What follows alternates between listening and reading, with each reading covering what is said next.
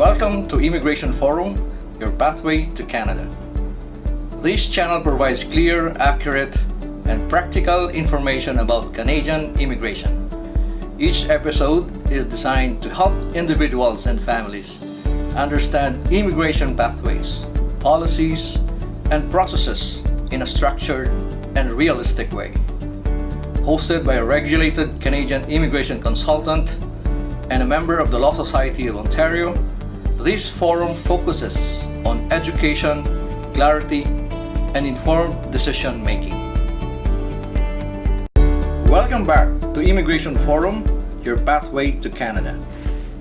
In the previous episodes, we talked about what this channel is all about and how the Canadian immigration system actually works.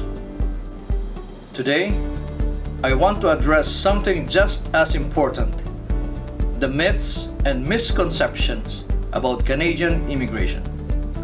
If you are considering studying, working, or immigrating to Canada, chances are you already heard advice from social media, friends, agents, or online groups.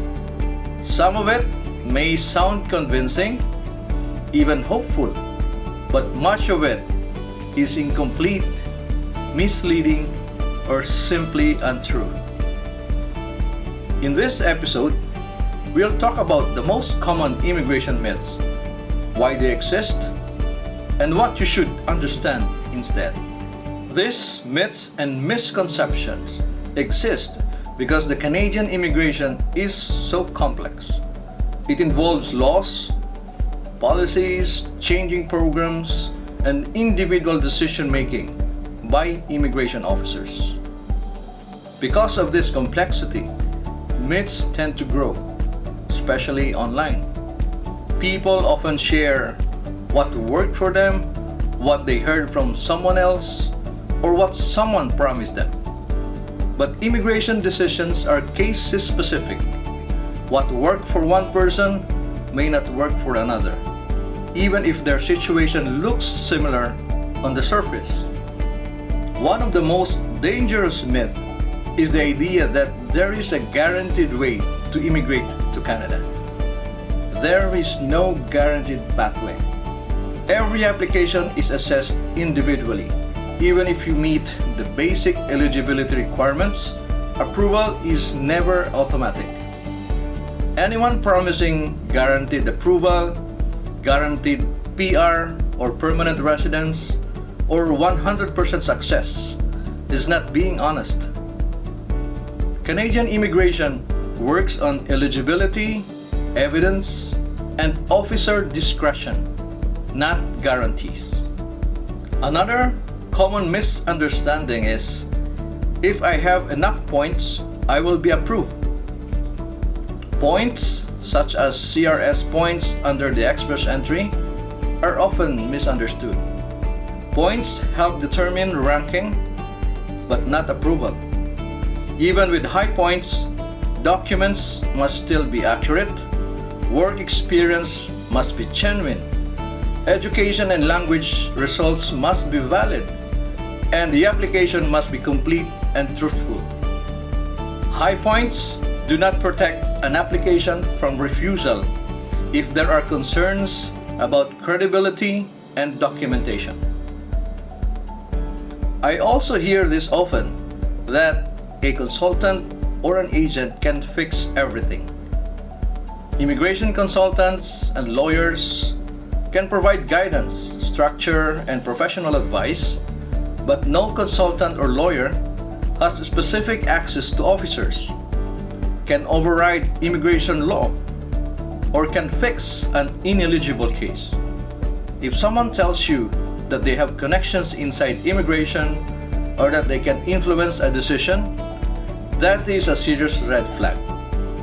Your application succeeds or fails based on your facts, not who submits it. There is another belief worth clarifying, that studying or working in Canada automatically leads to PR. Studying in Canada or holding a work permit does not automatically lead to permanent residence. Many people come to Canada as students or workers and later realize that they do not meet PR requirements. Their points are too low, or their work experience does not qualify. Temporary status is exactly that, temporary. It can be part of a long-term plan, but it is not a promise of a permanent residence. Another misconception is that if it worked for my friend, it will work for me. Two people may study at the same school or work for the same employer, yet receive different outcomes. Why? Because immigration officers assess timeliness, documents, intent, credibility, and personal history. Similarity does not mean sameness. Canadian immigration rewards preparation, honesty, documentation, and realistic planning. It is not a race, it is not about shortcuts, and it is not about copying someone else's journey. The most successful applicants are those who understand their strengths, their limitations, and the rules of the system. In the next episode, we will talk about how to choose right immigration pathway, not based on trends or promises, but based on your real profile and circumstances. If you want clarity instead of confusion and realistic guidance instead of shortcuts, consider subscribing to this channel. Thank you for watching Immigration Forum.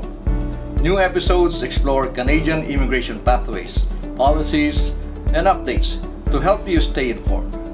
If you find this content helpful, consider subscribing for future episodes. This channel is for informational purposes only and does not replace professional legal advice.